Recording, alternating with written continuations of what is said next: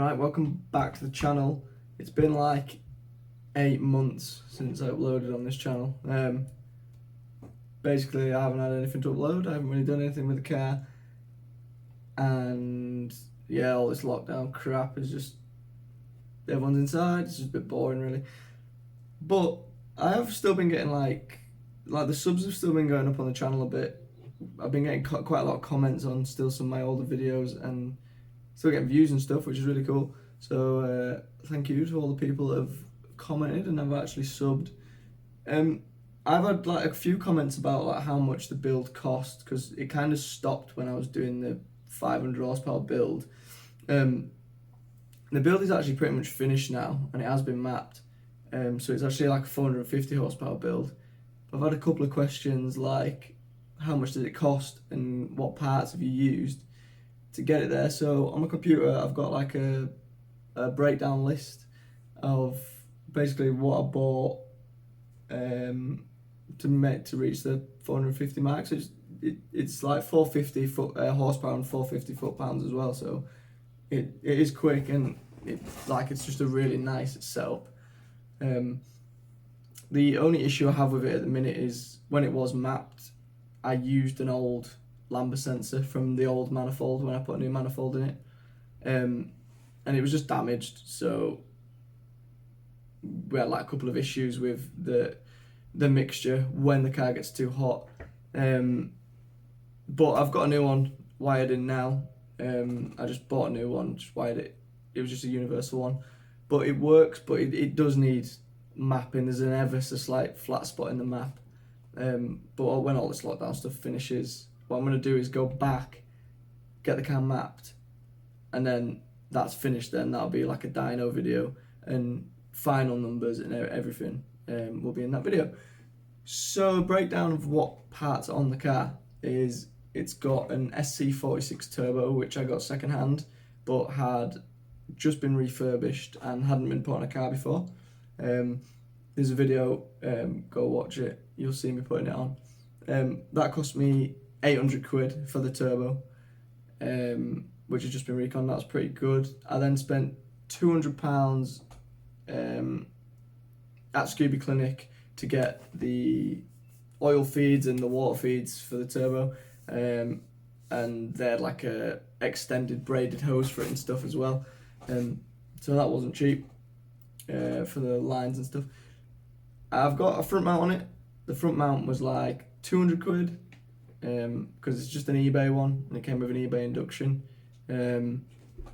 I've got an old an older Mishimoto actually pod filter on there, which came part of a kit, and the kit was like 160 quid for that induction kit, but I don't use that anymore, so I literally just use the filter for it. So obviously you can get like, I've used like Ram air filters and stuff before, which have always worked fine, and they're like 30 quid or something like that.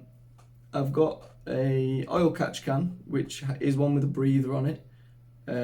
If you are putting one on, which I do recommend, just because the pressure builds up as so much more with a bigger turbo, and I was recommended to put one on by the guy who mapped my car, so that's what I did.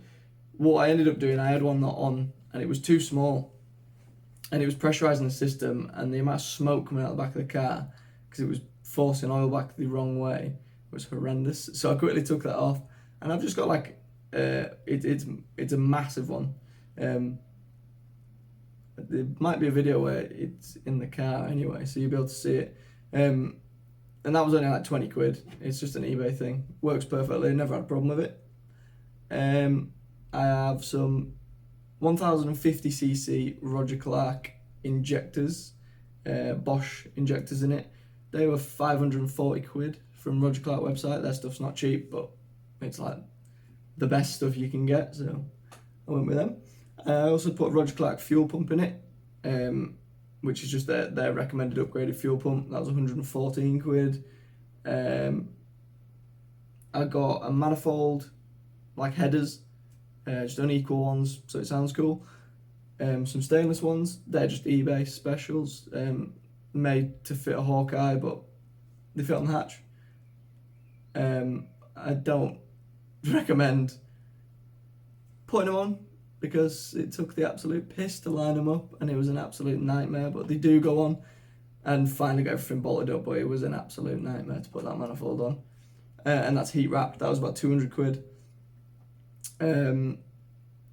I've also got, which makes a big difference to the car, if you're looking for higher powers, you really need to do this, is the TGV delete, which is like the little butterfly valves which are in the inlet.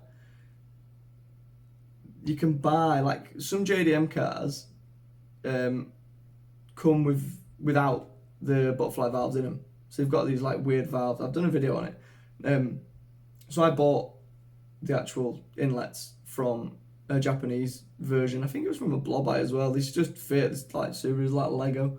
Everything just fits. So I bought some of them. I got them for 100 quid. They were just off a guy on Facebook on the Subaru page. And obviously I had to replace all the gaskets and stuff. And I replaced all the exhaust gaskets, manifold gaskets, everything. And I got the TGVs for 100 quid. But I did a full gasket replacement on the whole car, for like exhaust and everything. And I got them from a place called AS Performance. And I think I got like full gaskets for like 60, 70 pounds or something. And they're so worth doing. They're like steel gaskets. They're so good. Don't use eBay gaskets, because I tried it and it literally went to get my car mapped and it blew a gasket out the side of the manifold when it built up any kind of boost. So just buy good gaskets is what top tip for this video would be. Also from AS Performance, I got a silicone intake because I was running an eBay one and I went to get my car mapped, and as like we built up pressure and it got up to boost, like the silicone literally like squished in on itself like completely and just shut off all the air going to the turbo, chucked a load of oil out. It was a nightmare getting this car mapped basically, because stuff kept going wrong, but we got there in the end. That was 180 quid for the intake. I'll put like a little thing up at the end of this, like a screen with all the breakdown of all the prices. And I've got like a fake ready dump valve that I run on the car, which sounds class. That's off eBay. That was 50 quid. And I think that's all I've got. I think that's all I had. There was obviously then mapping it.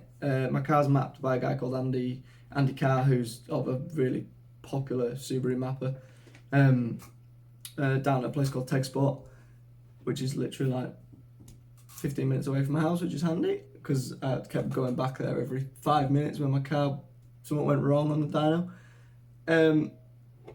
And total probably of the bill, I think, is about 2,536 quid. That's for all the parts, all the extra little bits, to make this power. I'll get a proper accurate dyno readout, show you all the, I'll get the graphs up in another video, when we fix the Lambda issue and everything like that. But yeah, that's the breakdown. Like I said, I'll put a screen up now with like names of all the parts, and if it's eBay, I always use a lot of eBay parts. Normally they work. But yeah, hopefully this was like a good breakdown video for if you're wanting to do this build yourself. It's not actually that expensive. Like, you can buy the cars now for like 9, 10. They've been already forged really. And then 2.5 grand, a bit more, 2.5 to 3 to make 450 horsepower is pretty good. I think it'll run, well, it does run 12s on quarter mile. And yeah, hopefully we can get into 11s, because I'm looking at putting a meth kit on the car, and that should take it to 500 horsepower, 500 foot-pounds with a meth kit, and it's actually pretty cheap. So I'd like to do like a little video on running meth in my car and try not to blow it up. So yeah, hopefully I'll be uploading a bit more on this channel, so stay tuned. Peace out.